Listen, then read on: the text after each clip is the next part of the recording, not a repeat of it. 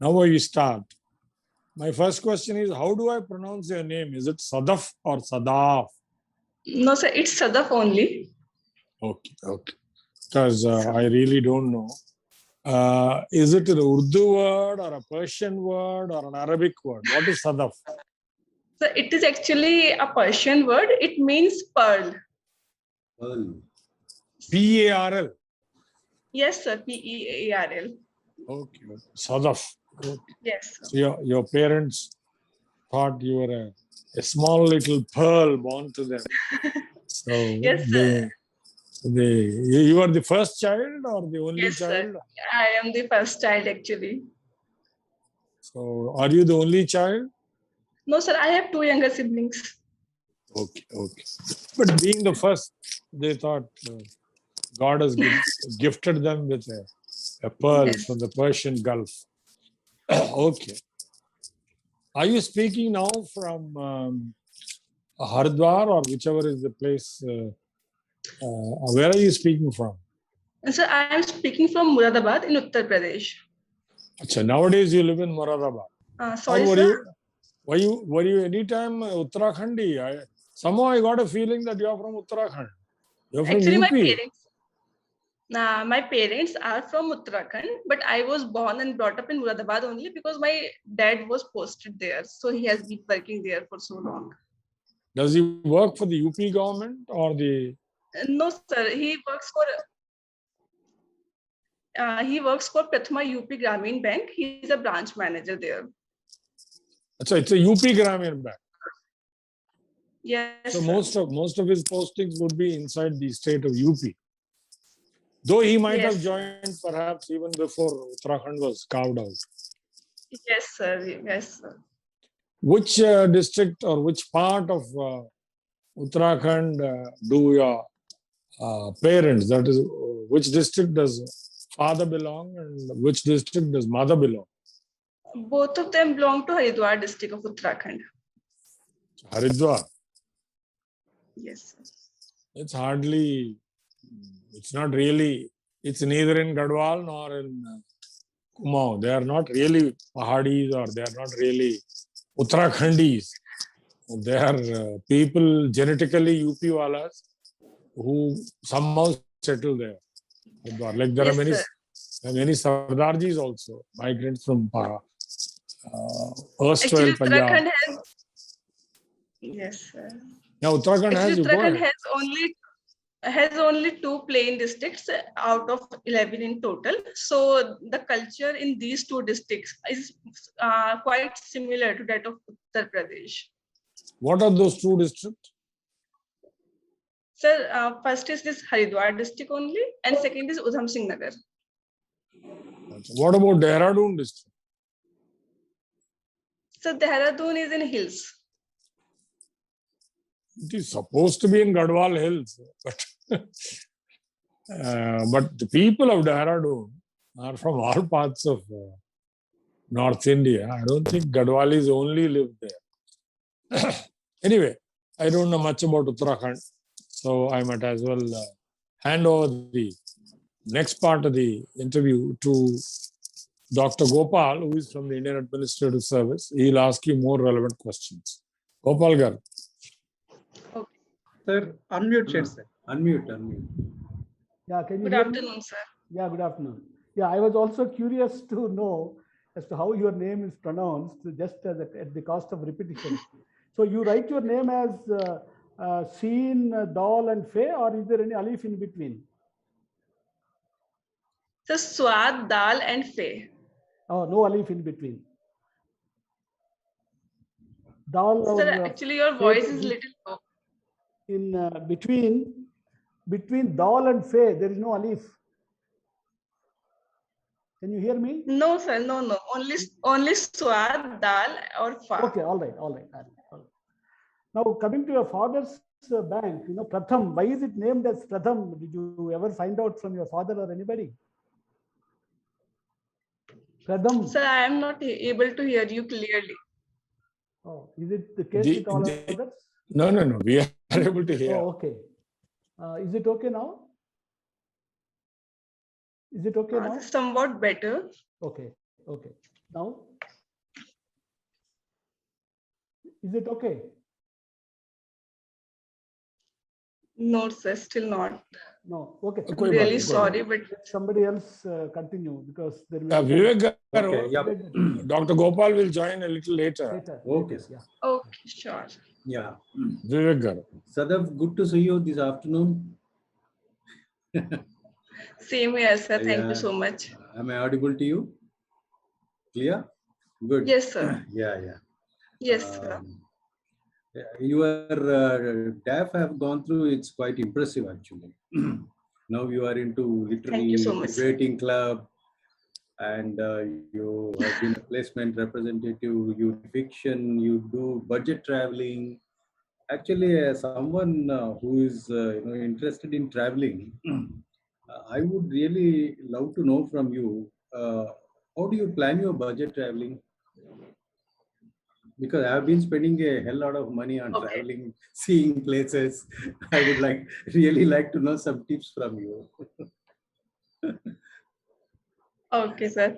So first of all, I plan all my travels by myself with no intermediate travel agent in between. I see. Now for the traveling part, so I prefer taking public transport, and I prefer night traveling because the rates are generally cheaper. If I have to take a flight, so I prefer Tuesdays because Tuesdays are like no one, mostly people avoid traveling on Tuesdays, so tariffs are lower. As far as accommodation are concerned, so there is a niche segment of hostels. So as compared to staying in hotels, when you stay at hostels or homestays at people's houses, so you first of all get better tariffs. Secondly, you get a chance to meet so many other people. You get to know about their culture, and obviously most of them are budget travelers only, so you know how to explore, how to budget things up. Okay. And apart from that, apart from that, I generally plan group travels because in that way you can split up the cost, or it is Share. Good. Okay, good. To someone like me who prefers to travel, in a package tour, uh, how can I, switch over to budget traveling? With what kind of precautions or what kind of measures that I should be taking? okay, Because sir. a group package tour has its own merits. Everything is taken care, and you get your breakfast on time, you reach a place on time, there is a guide, and he explains everything, and he also tells you what to buy, what not to buy, and all that. So you end up saving a hell lot of a time, and also free from kinds of hassle that one faces in a new place, isn't it? So tell Yes, sir, me, totally agree. yeah. Sir, if you want to make a switch from normal traveling to budget traveling while staying within your comfort zones of the planning and execution part, so I would advise you that on social media, there are many traveling communities.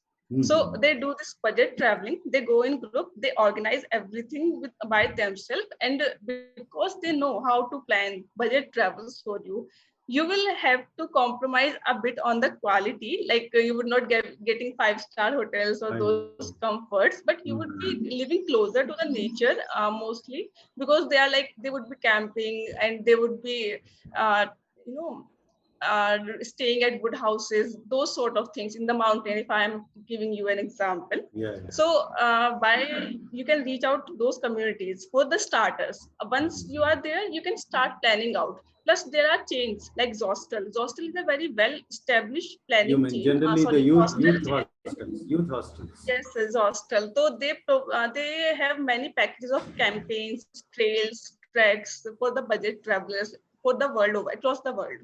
So you can try them out for the beginners. Okay. Have you ever stayed or opted for homestays while you Yes, were sir. visiting? Homestay. Yeah. I once stayed at a homestay in Kasoli. It's in Himachal Pradesh. Okay. Any specific Otherwise, I mostly prefer hostels. Okay. Any specific difference or advantage you found while you stayed with a family at a place? Sir, when I stayed at their place, the food was really good because the home food is there. But in hostels, you either have to, do the takeaway thing. You get food from the restaurant and eat it at your own place because that is Okay. less costly, obviously. Or you have to Mm. cook. If you are on an extended trip, you can cook also in the hostels. But when you stay with the family, don't you get to know more intimately about their ways of living, their habits, a few customs and traditions? Doesn't it give you a kind of an insight into the local culture and all? Yes, sir. Yes, sir. For example, if a region has a different culture, just say, for example, Rajasthan or the Himachal Pradesh, they have very unique culture. So living with a family does offer you an insight into their local customs. But Mhm. for hostels, there would be so many people from all the parts of the country. So you would also get different insights from Okay. hostel stays also, So, but not the local insight. Yes. in the end, the message that I get is each has its own merits. Yes, sir. You can say that Okay, good, precisely. good, good.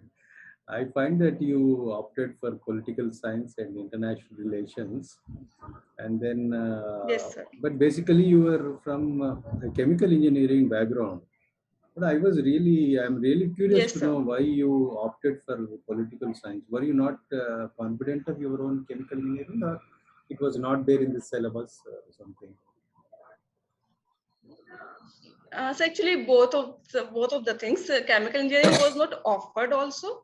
Plus, after college, I worked for 1.5 years, so Hmm. it was somewhat out of touch. And then when I went through the optional list, political science and IR is something that I have been interested since very childhood. Though, Hmm. I used to read a lot right from the childhood days. So newspaper was the only source back then, mostly. Otherwise, comics or the newspapers. Mhm. So I took a took a liking to reading the Okay, news okay. from the world over, and this is how I thought political science would be the best. Okay, good. So, to put it in political terms, you are a social animal. Man is a social animal. That is how I would say political that. science. That is how political science begins, isn't it? Huh? Good, good. Yes, sir. Uh, so, could you tell me? I keep hearing people talking about, particularly some activists, about human rights, and sometimes they say natural rights. Is there really any difference between the two? Is there? So can you Is repeat the there, question? yeah, is there really a Last difference line. between human rights and natural rights? Okay, sir. Sir, natural rights in terms of political science, natural rights are the rights that men that are offered to men by the nature, in the state of nature. The rights that man enjoys are the natural rights. Human rights is a sub part of natural rights, which are more defined, which a person has on account of being a human, and which is recognized by United Nations Declaration of Human Rights. Hmm. So, human rights is a subset of natural Now, rights. suppose put this concept in the current context of pandemic. Across state borders, the police in their probably they are implementing orders from their top, or probably out of over enthusiasm. They're stopping even ambulances. Typically in an ambulance, only emergency cases will be there. Now, is it a matter of violation of a natural right or a human right? Sir, I would say both, because this is akin to violating the right to life that every person enjoys. Every human enjoys, so it is a human right, and every living being enjoys. Actually, this is a right provided by the nature to all of us. So it is a matter of violating both. Both. Oh, okay. Now, as a student of political science, I was just wondering if you had ever come across the feminist theory of state. Someone was the other day mentioning that there is a feminist theory of state. Somehow I got curious, and then I thought maybe someday I'll get in touch with Sadaf and then find out what is feminist theory of state. I'll be more than happy to explain. So, feminist theory of state says that the patriarchal operation of the women is inbuilt in the structure of the state. It is evident in the laws that are framed by men for the men, without without taking the views of women in consideration. The executive, the legislature, the judiciary, everything, and state in itself is a patriarchal institution because it believes in keeping the personal and political separate, which is the very foundation of the feminist theory, that personal is political. Mhm. So, in which case, what is exactly the demand of the so-called feminism? What is it all about? What are they Sir, actually if I seeking? would try to, What are they actually seeking? okay, sir. Sir, if I would try to put it into perspective, so there have been only 25 head of states all over the world up till now, like for some 400 years. So feminists are seeking an equal participation of women into making laws, especially women should be making laws for women at least. Otherwise, the better is that we should all be equally making, executing, and adjudicating the laws. This is what feminists want, and they also want to dismantle the separation between public and political. Sorry, True. personal and political. Yeah, true. But then, if it is all about equality, why it is called feminism? Then why it is not called, a movement for equality? What is Okay. the connotation of Sir, feminism here? After all, you are only seeking equality. so this is a very oft put statement that if you are asking for equal rights, you should be humanist because you are asking for the human right for everyone. I would say that feminism is a better connotation because we uh, we fight for the rights of those who are oppressed. The cultural rights, the minority rights, the feminist rights. So women are the ones who are oppressed. And in order to give them their due position, we need to have this movement. Oh, okay. No, we keep hearing about this need for going for simultaneous elections in our country. Uh, but it is something in the public domain now. There are also views, counter views. Have you ever given a thought to it? And where lies the merit? Does the merit lie in going for simultaneous elections all over the country in one go, or as the the current scenario, as and when the term expires and then you conduct an election? If you were to draw a balance sheet of merits and demerits, how would you draw and how would it look like? Sir, in the pros of simultaneous elections, I would say that it would save time for conducting the elections because there is so much of electoral machinery involved, the movement of forces and everything. So time and resources both would be saved. Secondly, the executive deadlock that occurs due to model code of conduct being in force would be done away with, and there would be developmental works gaining speed all across the India. For the cons, I think for the cons, I think the system has been largely working fine until now. And as we have seen in the case of West Bengal, if electoral violence occurs, and if they are like half or the entire country is going for elections, the simultaneous elections, and violence at one place gets transmitted to the other places, it would be really difficult for us to control because the feelings would be very much hyped up. And most importantly, I think simultaneous election can cause a crisis of governance because if, for example, a government loses majority vote and now the elections are due next year or next to next year. So for 2 years, you need to find some ad hoc mechanism. So that would be difficult.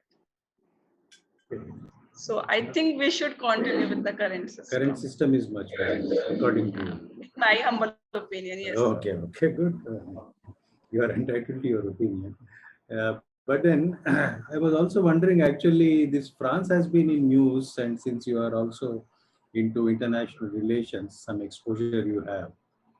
France has been rather coming down heavily on, display of religious symbols in public domain. And then what Yes, kind sir. of secularism they follow, and how do you juxtapose that secularism with Indian secularism? Okay, sir. France follows hard model of secularism, for example, which encompasses complete separation of the state and the religion. While in India, we follow a principal distance model, where state can intervene, but not everywhere and not all the times, only when it finds it merit based on the principle. I think juxtaposing France's model on India would not yield much dividend, because India is a very different society in terms of multiculturalism, multi-religions, and all those sort of things. Plus, India has a long history of social reform, religious reforms, for which government often needs to interfere. So I would say Indian model serves it best. Okay. Now, there are also issues of, conflict between constitutional morality and our cultural practices. Now, take for instance, till recently, women were not allowed into Sabarimala. And likewise, if I understand correctly, I think entry to women in Haji Ali in Mumbai is restricted. Yes. But then if you apply constitutional morality, in terms of equality and freedom of religion and all that, there seems to be some kind of a conflict. What should be the way forward? Sir, in terms of constitutional morality, I feel it should be applicable to the areas where public life is concerned, in the sense that you are denying anyone the opportunity on the equal grounds. You are harming someone's right. The harm principle can be used here. So you can apply constitutional morality. In one's individual life, they are free to do whatever they want if they are not harming anyone, and their individual morality might persist. Coming to Sabrimala and Haji Ali. Sabrimala, I feel if women choose to worship a deity which is celibate, that is their own choice, and they can follow whatever custom they want. Constitution, their morality should not be imposed upon them. While in Haji Ali, women are stopped from going in because they feel that their decency would be violated. Because in Islam, we have this proposition that the dead are able to see through the women. So they feel that their decency would be violated if they enter to the dargah. So this is some sort of moral policing. You are applying your own morality upon others' wishes. So if women want to enter, they can enter Sabrimala, they can enter Haji Ali. No one should be able to tell them if it is not harming anyone else. But there is a sense of, judicial overreach in when rendering such judgments. After all, in matters of belief, how can you apply reason and logic? My belief is my belief. I think that, the earth is round. It's not otherwise, or I think the earth is maybe square, or it is triangular. It's a matter of belief. I hold my belief dearly to myself. Sir. So you are absolutely right that constitutional morality or judicial morality can't be applicable, can't be applied to the individual belief. But you should keep your beliefs to your own life. You should not tell others what to do about them. Once you take those beliefs into public arena and you keep on moral policing others with your own beliefs, then the constitutional morality comes into play, and it should actually. Okay, thank you. Gopal Garu, Yeah. are you able to? Can you hear me?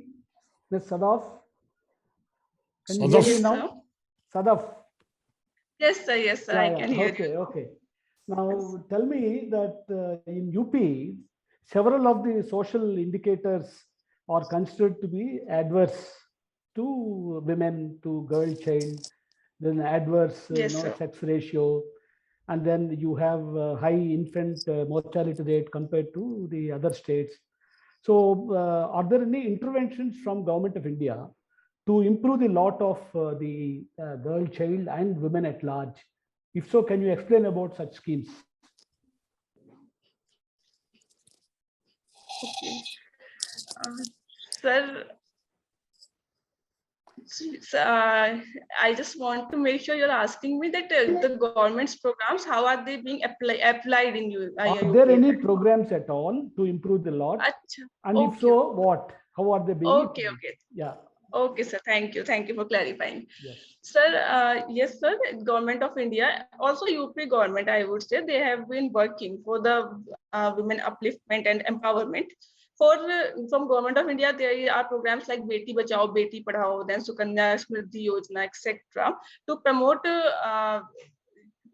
to prevent female infanticide, also to promote literacy among the girl child.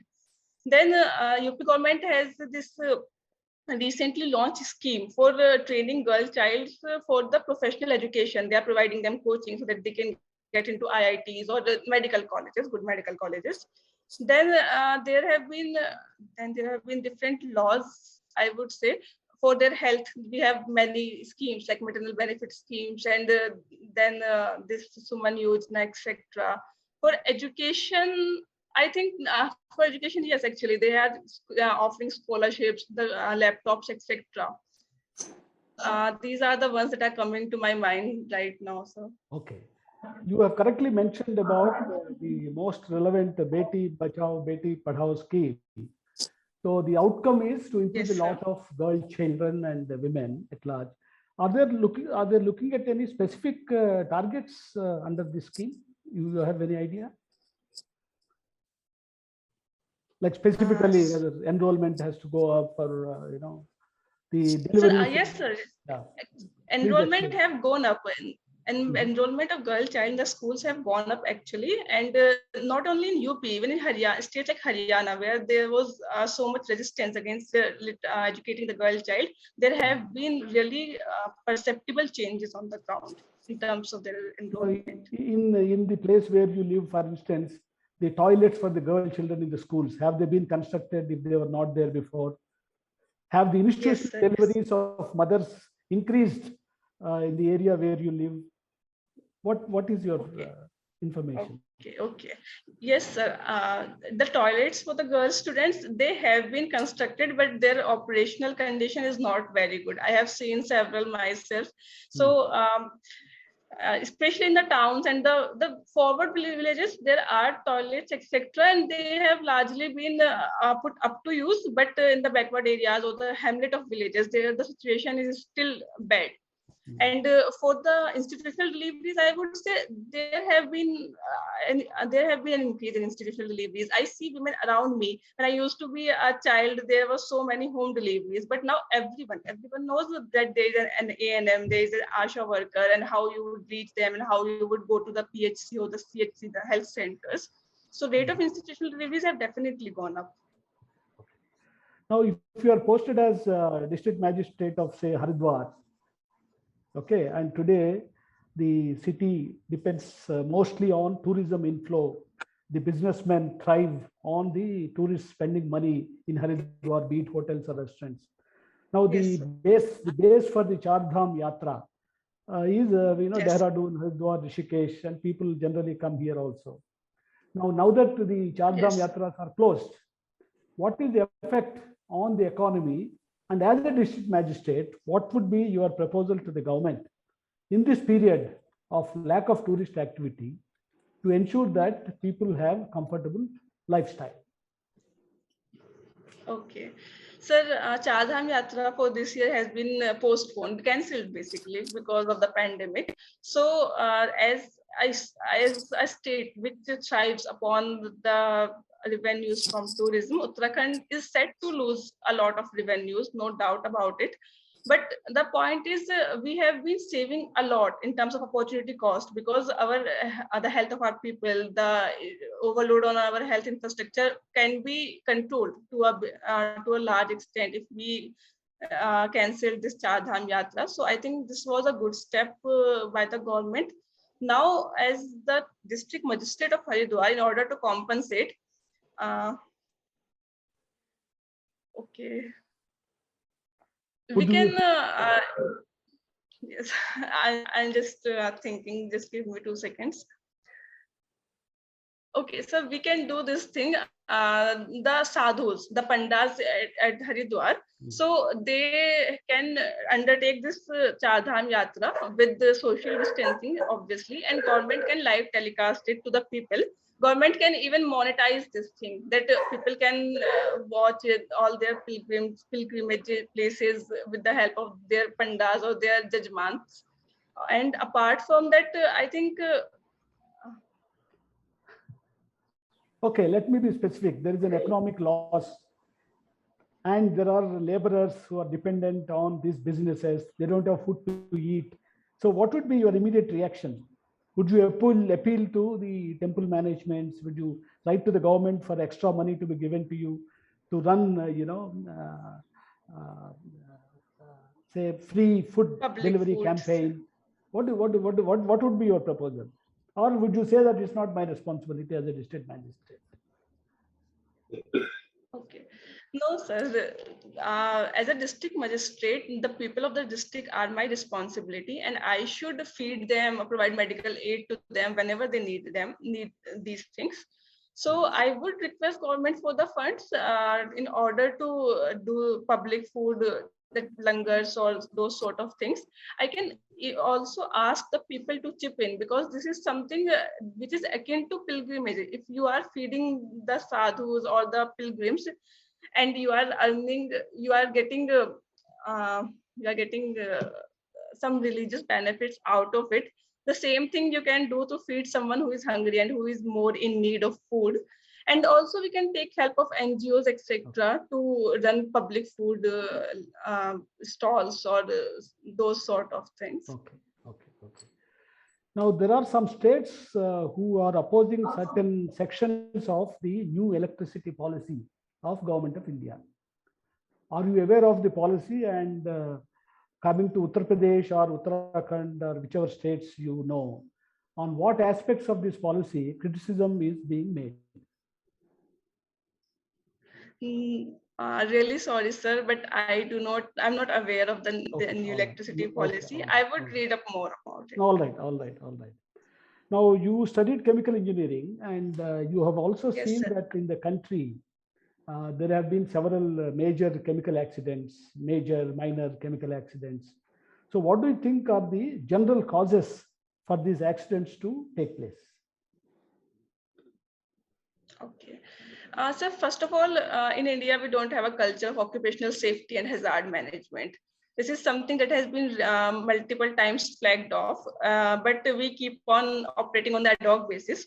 So first of all, we need to have proper guidelines for industry, specific industries, as well as in this specific locations in place. Secondly, government has recently brought out this code on occupational safety. It needs to be enforced as well, because enforcement is as important as the code itself. Then thirdly, I think there are global best practices like fencing of the machineries or the use of protective gears or storing hazardous substance separately. So these sort of things, they need to be acted upon also.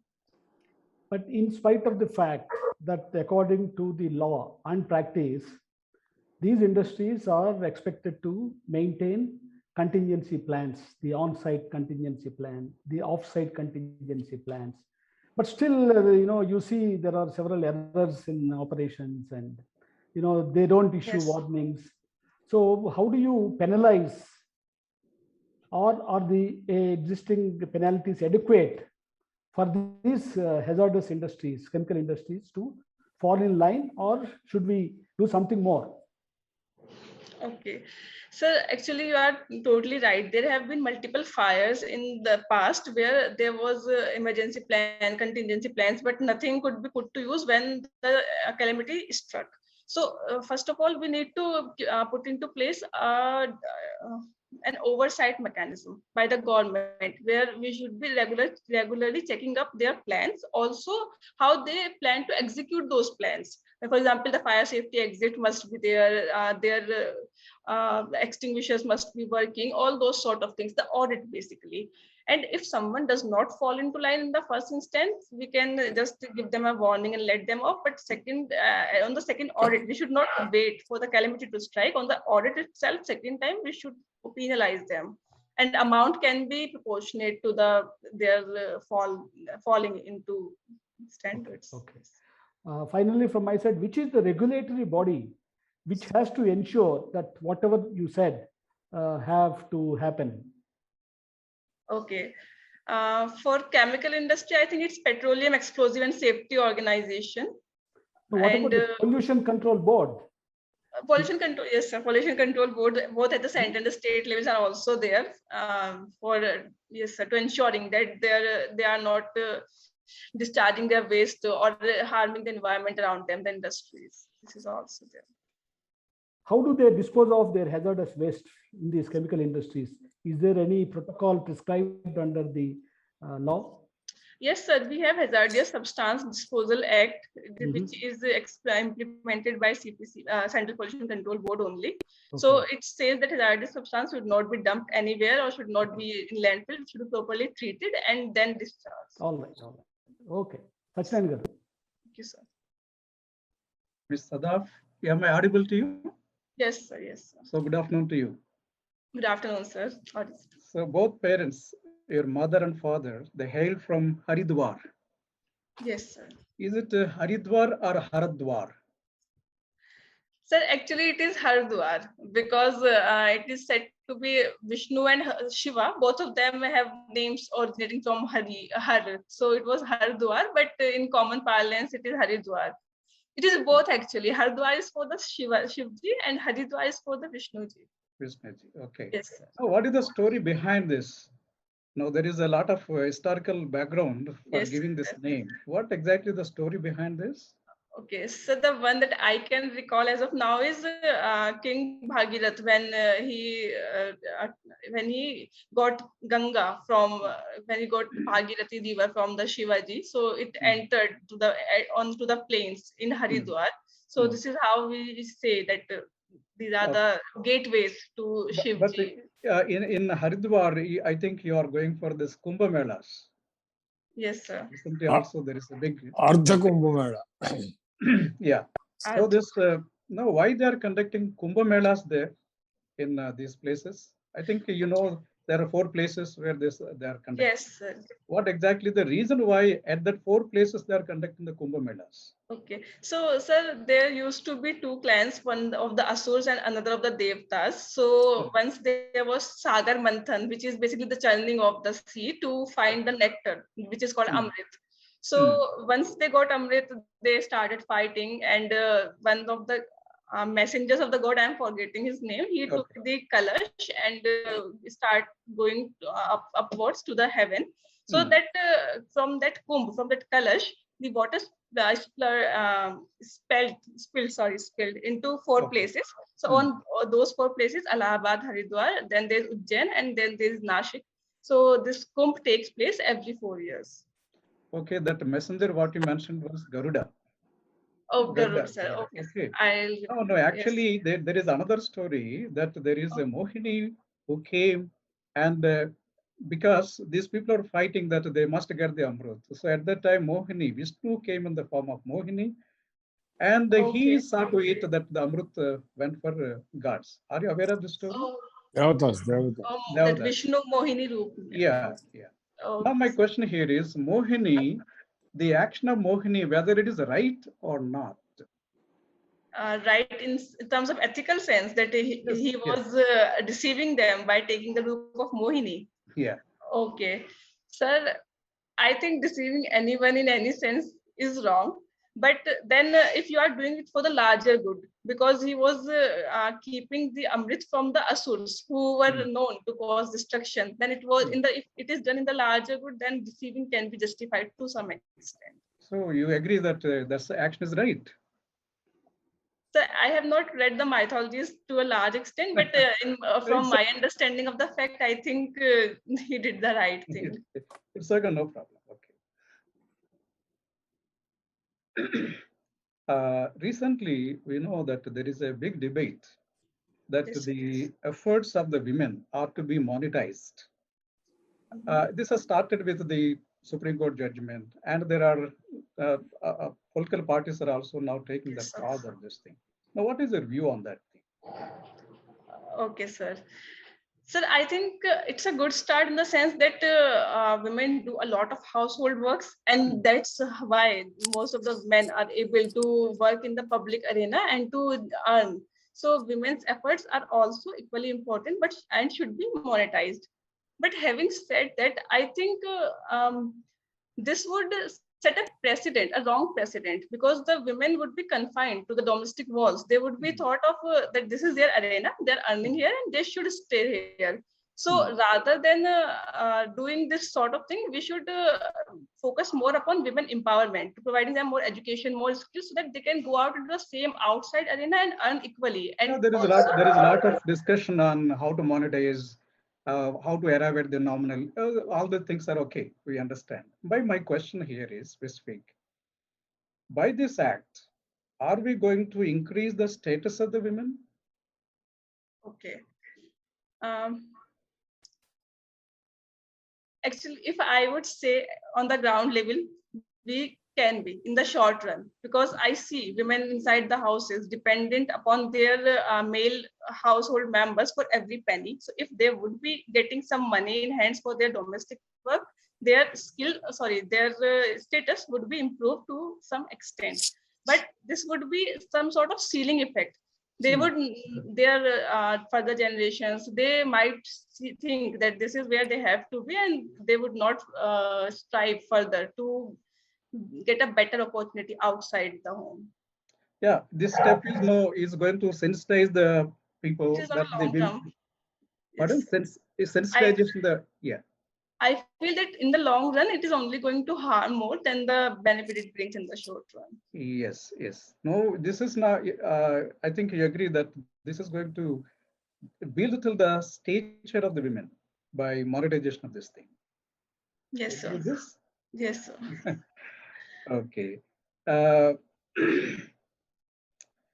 an Indian democracy, normally we find that Indian democracy is very vibrant. So, but what people say, it is more in procedural aspect, not in substantive aspect. The So what is your elections. take on this? What is your view on that? Yes, sir. Sir, substantive democracy is where everyone has a voice to speak and everyone knows what to speak. Basically, they are educated, they know that their rights or what their duties are.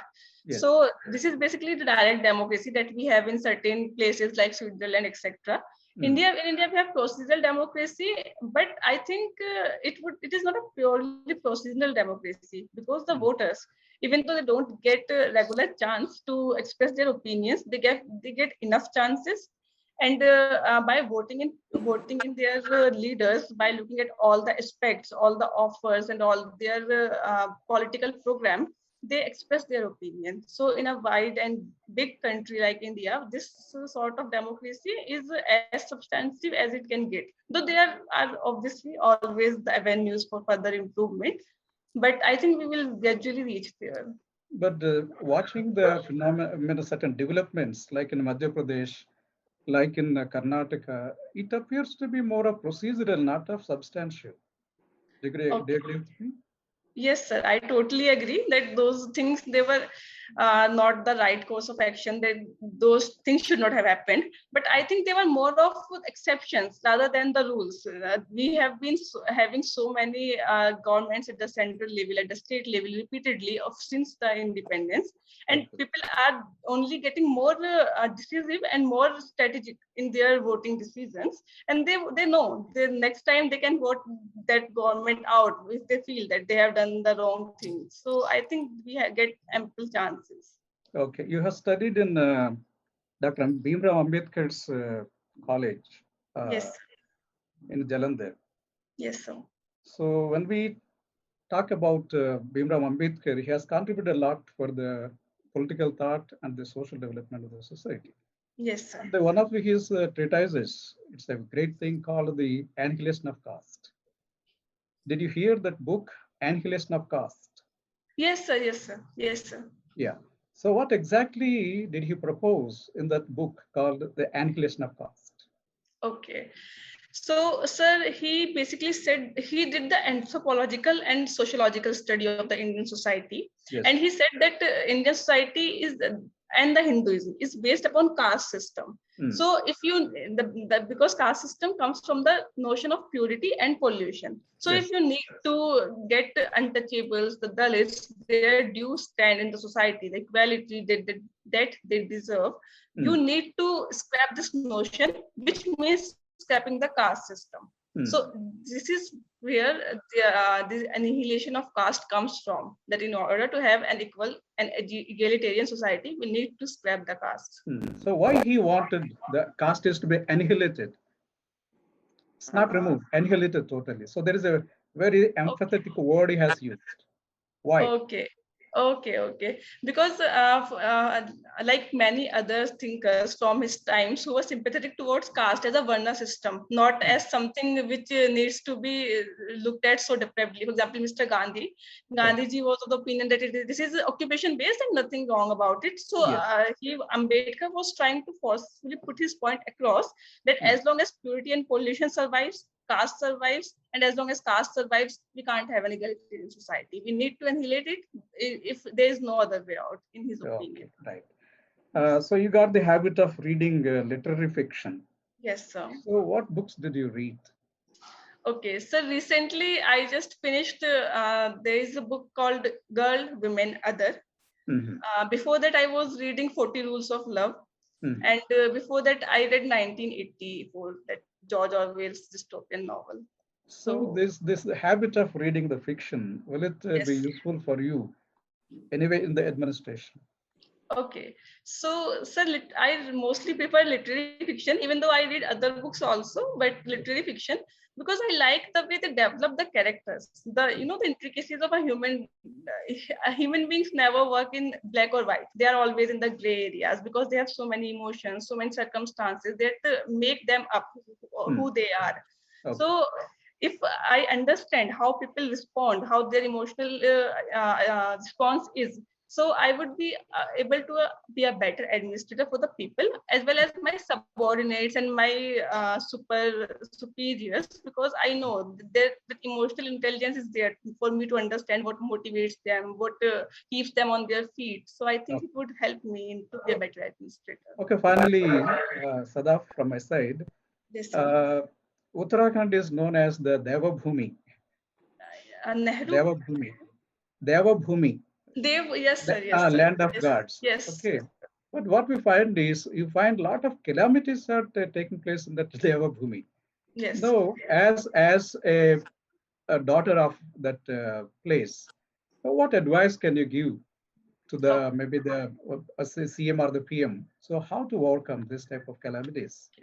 So I would say, if I can put it into a simple thought, I would say that Uttarakhand is a Devbhumi not because of the cultural gods that we have here from different religions. It is also Devbhumi because the nature is the ultimate creator, the ultimate destroyer. So we need to worship the nature. We need to respect it. It's the same way we respect the gods, and then only Uttarakhand can be the proper Devbhumi and it can flourish. Otherwise, the nature would keep on taking revenge from us. Yeah. So what steps we can? We can have a more sustainable developmental model. For example, the hydroelectricity. Uttarakhand is currently one of the largest producers of hydroelectricity. Exactly. But those projects are damaging. In the higher hills, they are causing lots of destruction. Then there is deforestation.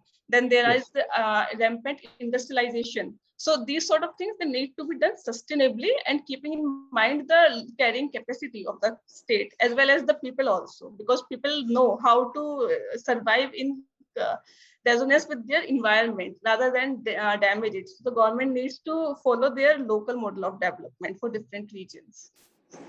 Thank you, Sadaf. Thank you so much, sir. Ms. Sadaf, you are now staying in Moradabad. Yes. So, what is Moradabad famous for? So Moradabad is famous for its brass industry. So it is the biggest exporter of the brass items from India. What is the status of the industry now? The lockdowns. Last year there was a lockdown. They have gone through cycles of problems. Yes. Are you familiar them? Yes, sir. So actually, even before the lockdown, brass industry was on decline because there have been cheap products from all over the world to compete the brass items from Muradabad, which are very genuine and very labor-intensive products. The lockdown did much harm on the top of it because exports and imports were stopped, and there were laborers who migrated back to their native places, and then there was no markets opening up even in the local areas. So there the crisis was rampant for the industry. Two aspects of this industry. One is the living standards. Okay, I had a chance to visit long time ago. Many of these artisans live in small places. It's very intensive. There is a power issue, Yes. pollution issue, and they are at a risk while producing wonderful products for all of us. Yes, sir. The second is, the livelihood aspect of business coming down and, facing hardships. Yes, sir. If you had the responsibility of handling this situation as an officer there, how would you look at it? What are the kind of steps you would initiate to alleviate their cause, business and life? Okay. Sir, first of all, I would like to take the livelihood part. So livelihood part, I feel, what I have seen is that they need to be upskilled. Because the future generations, they are moving out of the profession because they think that this is not remunerative enough, and which is true as far as they are concerned. So we need to have this PM Kaushal Vikas Yojana, then Skill India centers, etc. in the region to upgrade them, and then some sort of export promotion councils for this brass item so that their export intensive nature can be used to their advantage. Once we take care of their livelihood, we can move to their personal lives. So in terms of personal life, I think their standard of living, in the sense that we can provide them colonies under PM Awas Yojana, because most of them are small and skilled men, and they are eligible for those houses. Then we can have their ration cards, their Aadhaar cards, etc. for the food, etc. And I think one thing that I have seen quite often on the streets of Muradabad, excuse me, is that they have to travel quite far and back from, because the industry are on the one side and their house are on the other side, causing them loss in expenses in terms of transportation. So we can have this transit oriented development for them, where we can locate them nearby to their workplaces. For pollution is something that is a really big issue in Hyderabad. We need to we have laws in place for pollution control. We need to implement them, and we can take their active help, because they would not they would not deny helping us out in terms of pollution, because they themselves are a sufferer of it, and this will help the entire city also. Okay. Coming to the politics in UP, do you think women in politics will make a difference in your own state, in terms of bringing about changes that you think are relevant in the context? Having women, having any section of the population in the terms in politics representing those sections is a good place, is a good thing, because this help making the policies more inclusive. So women would definitely make a difference in terms of framing policies which keeps every section of society in equal consideration. However, this can't be the only factor, because we have had women women chief ministers, governors in UP. So this can be a factor of improving women's position, but this can't be the sole factor. But I would still support that we need to have more in representation. Yes, sir. For example, I do not know the distance between Moradabad and Rampur. Rampur had a very famous star as an MP twice. Yes. So did she make any difference? Do you have any idea of any development that took place in that area because of her? Okay. Sir, I think I really don't think that having a women having a women member of parliament or a male member of parliament would make such a difference, because the basic difference comes from socio-economic as well as historical background. Rampur has been a rich riyasat since time immemorial. So they had a base to build upon which she actually worked. She worked well. She got a few projects sanctioned, the flyover and our university also. But in Muradabad, we had to build from scratch because there was no such riyasat or no such Okay, no. financial perspective. What I'm Yes. referring to is that an MP has certain privileges. They have some funds, like MP lands. Yes, You know, yes. every year 5 crores, I think now. Mhm. And then they have a voice in parliament. They have so many things. So can they make a difference by utilizing these minimum things that they have? Okay, I think they can, because women are often more inclined towards human development, towards the social sectors. This is not only in the politics, even in international relations, that Esther was asking the feminist policy. So they are of the opinion that we have been focusing too much upon the masculine power, the physical infrastructure. We need to equally focus upon the human infrastructure. So in terms of women well-being, empowerment, for example, education, healthcare, or skill development, having a women member of parliament might make a difference. Okay, now coming to this Earth Kumbh Mela. Yes, sir. Now, do you think, given the background, given the circumstances that were emerging, in hindsight, now we are saying we were also warned of a surge in COVID-19. Yes, sir. Should they have been held? One. Second, now if they had to be held, were enough precautions taken? Have you any idea? Was it done well? What do you think, frankly, happened? Okay, sir. Sir, in my humble opinion, I think Kumbh could have been toned down a bit. For religious reasons, for not hurting people's sentiment, we can't cancel it, but we could have toned it down. Only a limited number of people or the sadhus could have attended it, and we could have telecasted it for the rest of the people upon the government channels or Astha channel, etc. There are outlets actually. Then secondly, as per precautions, government was right. Government was said that you need to have a negative RT-PCR report. Then there was actually lots of police people, that police persons deployed to keep people in check, and there were awareness campaigns also. I would not deny that, but the fact is, controlling such a big crowd gets very challenging, no matter how prepared you are, and you also don't know that how many people would be coming. So precautions were there, but they were flouted. As my relatives were telling me from Haridwar, the healthcare infrastructure, it collapsed, and there were rising number of cases, and people literally had to be shifted to other districts in order to get treatment. So I think the implementation part was not that impressive or effective. So, Sadat, your first preference is for IFS, isn't it? Yes, sir. Yes, sir.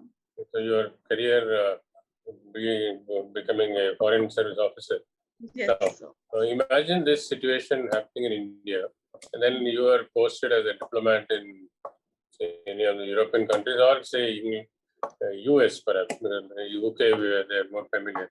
Now, how would you have handled? Because the image of the Kumbh Melas or Nagas and all is something which I think there is no change even now the way it's been depicted. So how would you explain to such an audience, as a foreign service officer? Sir, first of all, I would have explained to them the religious significance of the event, the Earth Kumbh Mela, which had to be organized. Secondly, I would say that India at that point of time was doing quite well in terms of the controlling the pandemic. The numbers were low, and then the numbers were low. India was having 2 vaccines ready with it, and it was even exporting to the other countries. And thirdly, even though government organized it, there were precautions, there were these such sort of things in place to check the spread of the virus. However, there are certain things that can't be controlled. This could have happened anywhere, but unfortunately, it happened in India. But now we know better. We have cancelled the Chardham Yatra, and we are also ramping up our healthcare infrastructure. So we are trying our best. What can be done now? Okay. I think my last, you have worked, I think, for 2 years with a Yes. company called EXL Services Yes, sir. as a business analyst. Yes, sir. So why did you quit, and what kind of a contribution you were making? What was the challenge there?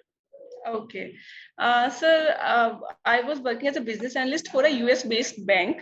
So my work was to take data from them. I was working in the marketing analytics team. So I would take marketing data from them and their customer data and crunch those numbers to tell them, to give them feedback how they can improve their marketing. For example, if you are a working customer, so if I was to offer you a basic account, I would offer to you a premium account because I know that you earn this much, so you can take this account. So this helps us to target customers better and to sell our products better. So this is how we are doing it in India also. The data analytics field is prevalent in all the sectors, let it be healthcare or the retail or the banking, everywhere. I quitted because UPSC was always my plan A. I just wanted to work in order to gain some experience, the corporate exposure, and to earn some money so that I can survive myself throughout the preparation years. So once I feel that I was comfortable to take enough to take the leap, I quitted.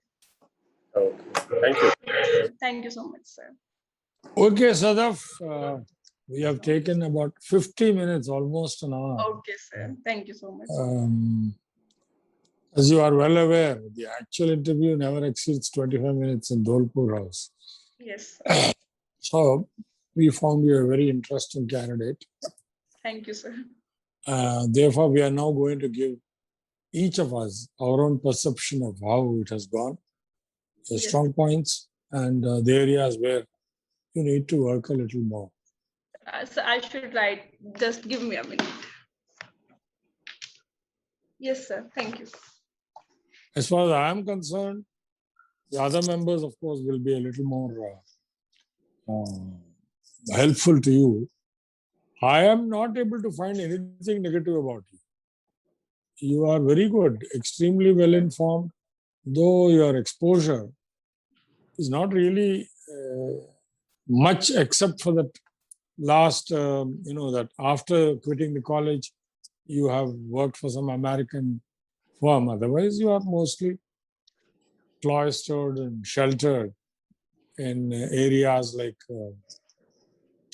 Uttarakhand and Uttar Pradesh, and some sir. exposure to Jalandhar. Yes. Beyond that, but you are very well informed. The communication skills are excellent, and you Thank you, sir. are not unnecessarily giving very lengthy answers. You are to the point, and you are responding to all the questions, but not reacting. And your knowledge of the various events that are right now occurring and the logic behind it and the rationale behind it, it is very good. So since I am not able to identify any areas where you need to work on, I'll hand you over now to our next member, Dr. Gopal. Gopal Garu. Yes. Yeah, Ms. Sadaf, Yes, sir. I agree with the chairman. Thank you, One sir. or two observations. You are quite cheerful and you are at ease in answering questions, but not from the word go. Initially, you appear to be a little bit hesitant. Maybe we created some barriers, entry level barriers. I don't know. Or the technology has created some barriers. We Sir, don't know. actually, it is my first interview, and I am not much prepared also because there was Ramzan in between. The Eid happened just yesterday, so now I have started preparing. No, actually, it's not the question of you are preparing for answers. You have answers in your pocket. You have in your mind. That's not a problem. Okay. You had some kind of hesitation, and not because of technology. I don't know. Maybe this is the first mock interview, but doesn't matter. For the right word go, you should be able to showing the same flow, because in the next 2/3 part of the interview, you had an excellent flow. The content also is good, and you are able to show your abilities and insights into various aspects of the functioning of the system as a whole. And you are also very balanced in your replies. And you are honest enough to admit that, where you didn't know about, say, national electricity policy, doesn't matter. But as the person who is expected to keep eyes and ears wide open as an aspirant to civil services, it will do some good, or it will be better in case, the recent happenings and policy changes. See, earlier days, you were not expected to know about government functioning as an aspiring civil servant, but now, you are expected to know what is happening around you as far as civil service reforms, policies of the government are concerned. So whatever are the new policies, whatever are the new developments, if you keep your ears and eyes wide open with your communication abilities and with whatever reservoir of knowledge that you have in your mind, you are able to come out very well. I think there's no more suggestion. Finally, it gave a feeling to me that you were entering into a crosstalk. Again, I don't know whether it's because of technology or you were in a hurry to answer, but maybe a pause for a few seconds would add value to your responses. Okay. Otherwise, I wish you all the best. Yes. Thank you so much, sir. Yes. Very good. Yeah, Sadaf, I wouldn't really like to repeat the observations of the chairman as well as the first member. I would totally agree with what they have said about you, their strengths and areas of improvement. On the theory side of political science, you are very clear in your mind. And on the aspects of, how the science of, politics, as it is known as political science, is playing out in our country on issues like elections and such other questions that that were put to you. You came out very well, and I am particularly impressed with your response to the issue of secularism and the conflict between the constitutional morality and the religious practices. The kind of stand that you have taken is quite admirable. Thank you, sir. Yeah. After all, in matters of faith, there is absolutely no necessity for for any application of reason or logic. It should be left to an individual's choice. If someone wants to enter a temple, let them enter. Someone doesn't want to enter a temple, doesn't want to enter. Let them not go. It should be left to them, rather than an institution such as judiciary coming in, stepping in and say, "Come on, you let them in," and then. So I really welcome your stand that you have taken. Where I was a little bit surprised was, when I asked you about budget traveling and your experience of homestay, you put priority on food rather than the cultural exchange that takes place between you and the hosts. So your priorities have changed there. You are looking more for homely food rather than looking at the other greater aspects or more significant aspects of cultural exchange and learning from each other and getting to know and all that. Maybe you are very honest with me. So Okay. Maybe that homestay was towards a phase in her entire tour when she was starving for home food and No, sir. Actually, if you go into the hills now, so you will get very good Himachali food in homestays. So this is something which is very recommended. So that came to my mind. And actually, I was looking for cultural exchange and the ways of I'll living. include them both now. So I thought you would prioritize that, and then as a kind of a spin-off, you will also get good food. Yeah, had you said it in a matter of in a lighter vein, probably that would have sounded better. But then you prioritized it. Then that made me really wonder what kind of priority you have accorded to food over culture. Anyway, it's in a lighter vein, but you are an excellent material. Only thing is, you just don't reel out, your responses as if you are really answering a question. Take it as a kind of, freewheeling kind of conversation rather than a question answer session. And I also found you had a particular mannerism like, okay, which means as if you are okay. Now you give me the question, I'll give you the answer. That kind of an attitude.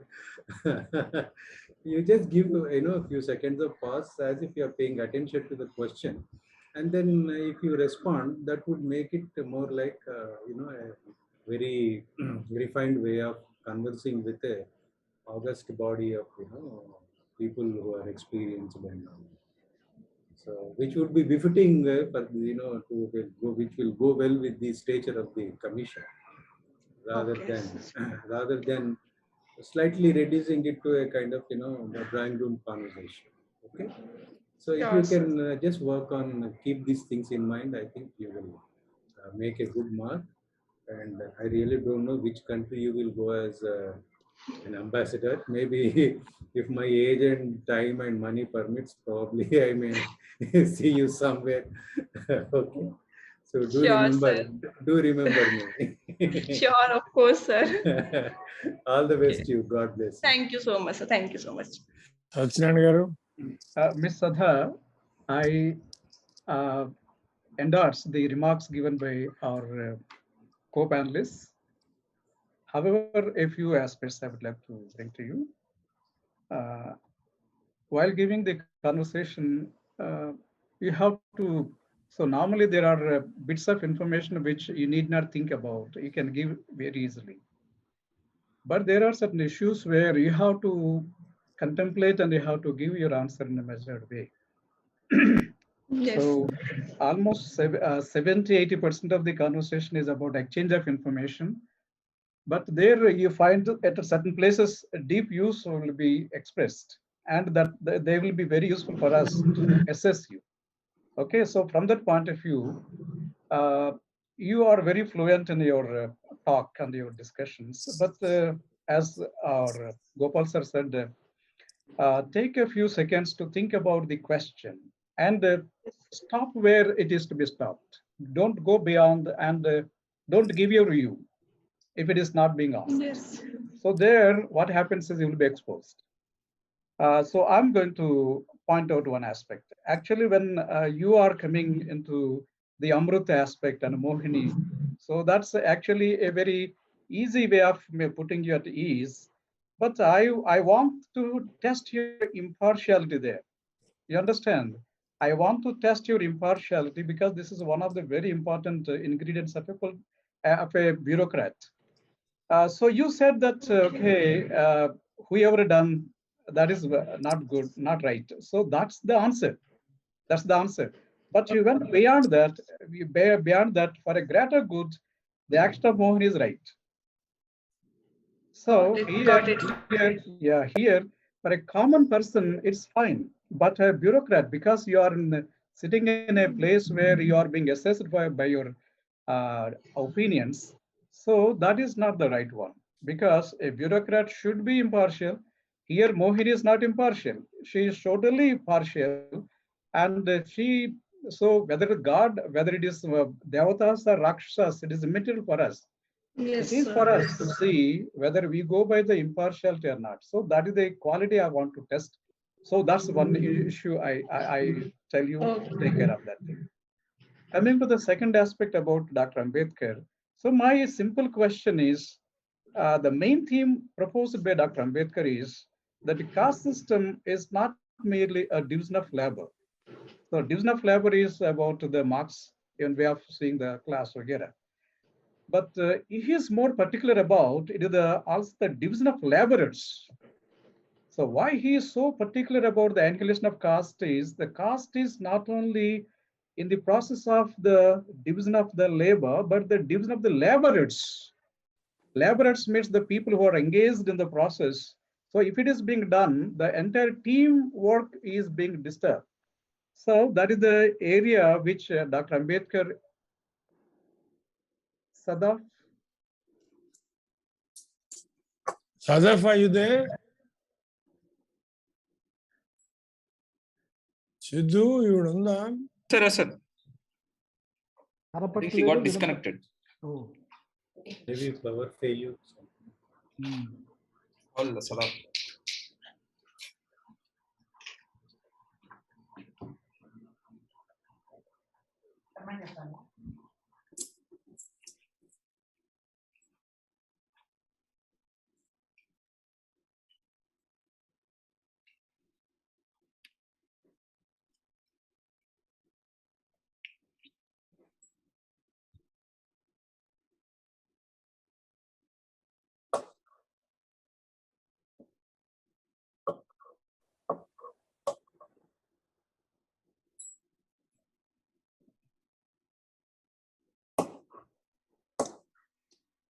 So network issue, and sir, she'll be joining 1 minute.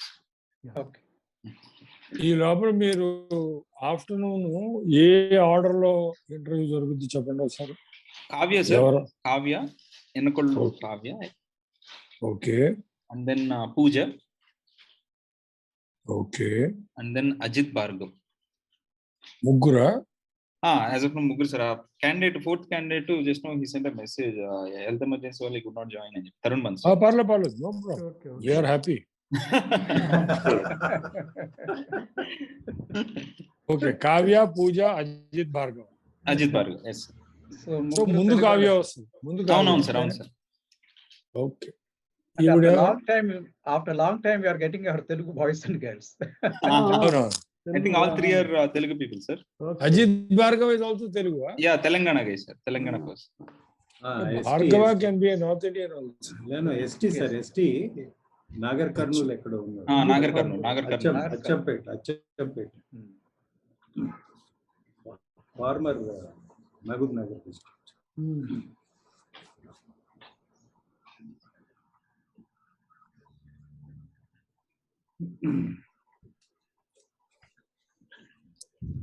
మళ్ళీ ఎన్ని గంటలు పెట్టారు సిద్ధు? మనం ఎప్పుడు break అవుతామో అప్పటికి దానికి ఒక గంట గంట. గంట. అయ్యా. Sir, Sadaf వచ్చినారు. Yeah, it's an- Okay. Sadaf, are you there? Not yet, sir. She's just joining in a process లో ఉంది. Maybe. అతను రికార్డ్ చేసి ఇచ్చేయండి, ఏముంది పర్వాలేదు. వచ్చింది, ఐ థింక్ వచ్చాను. I think she can be seen. Hello. Really సదఫ్, sorry. Yeah. are you there? Yes, sir, I'm here. So actually, the network was a bit slow, so connection dropped off. Really sorry. It's कोई बात नहीं, कोई बात नहीं. okay. Okay, okay. He Can you was adjust halfway through his- camera, so we could not see. Sadaf. Sadaf, Sadaf, please adjust your adjust your camera a bit. Okay. Just a minute. Yes. Am I- बहुत अच्छा है, बहुत अच्छा है. छोड़ दे. Okay. Okay. The third one, the last one, which I would like to tell you. Yes, is, sir. please take care of the mother tongue influence on the English language. Many times it is just like ending with Hindi type of pronunciation. Can't help. Yeah, we I can't too help late it, to of course, change. at the too late. But be conscious about this aspect. Right? Yes, sir. Yes, sir. I'll keep in mind. Thank you so much. Okay. All the best, Sadaf. Thank you so much, sir. Somashekhar garu, So I think I found you quite reasoning in terms of response. Both, I think, understanding the question, then framing a response is quite good. Thank you. And also, I think your grasp of subjects is also quite good. And but the one thing I found, subject to, I think, when you see the video again, that I think your head movement is a bit pronounced. Is it because of today's interview, or is it a bit natural? But anyway, just take a look. Otherwise, you're really pleasant and I think quite communicative. I wish you all the best. Thank you so much, sir. okay, Sadaf, you have had the feedback from all of us, and I'm sure wherever there is a need to work on, you will. And apart from that, I have nothing more to say, except that at the end of this is there anything that you would like to ask us? Sir, was I speaking too fast? Because I feel that sometimes I get, I know the pace of speaking is too fast. Yeah, it is. It is a little too fast, but that's because enthusiasm is visible. So I would not deprive you of the overall positive image that we will get out of a candidate with so much of enthusiasm by asking you to slow down. Perhaps that's what some of the members said, pause, P-A-U-S-E. When to pause? First, don't shoot off your answer as soon as the question has ended. You pause, you Yes. think. So that would naturally reduce the rate of flow of words. Okay. The second thing is, a cheerful person is a cheerful person. I would rather have a cheerful person as an Indian Indian ambassador to Palestinian Authority in Ramallah, or I don't know whether that will be shifted to East Jerusalem. But whatever it is, I would like to have somebody like you as our ambassador in so progressive in West Asian countries, and then maybe in Riyadh, so that they will learn a lesson or two. While continuing to be a good Muslim, you can still be very progressive. So you are an excellent example of what India has to offer. So to come back to your question, I don't want you to cramp your style too much. Are you getting me? See, every individual has a style, a certain style. Sadaf, are you there? Yes, sir. Yeah, I'm here. So every individual has a certain style. I don't think Yes, we should needlessly interfere and cramp your style. We can regulate. So Okay. while you are what might appear to be a little faster than an average hesitant Indian girl, we would rather have people like you in the IFS than people like that. Okay, this is part of your Okay. enthusiasm, part of your personality. Anything else you want to ask? I think, sir, this is all. This would be all. You are very, very, I would say, positive, and therefore don't worry too much. We don't know when the interview will be, maybe a month later or 2 months later. Continue to be in touch with all the events that are happening in UP, and you are a divided loyalty. You are also an Uttarakhandi, also a UP, and maybe a little bit of Punjabite also. Yes, So, sir. be in touch with all these events. And beyond that, Sure. don't unnecessarily burden yourself with any anxieties. Yes, sir. It is much easier to get into Indian Foreign Service than Indian Administrative Service nowadays. Yes, In sir. fact, some 200th rank also is getting Foreign Service. Yes. During our time, only the top 10 invariably opted for the Foreign Service. 11 onwards joined the IAS. Yes, sir. Things are very different now. Okay, then. God bless you. All the best. All the Thank you best. so much, everyone. Thank you, sir. Okay. Thank you.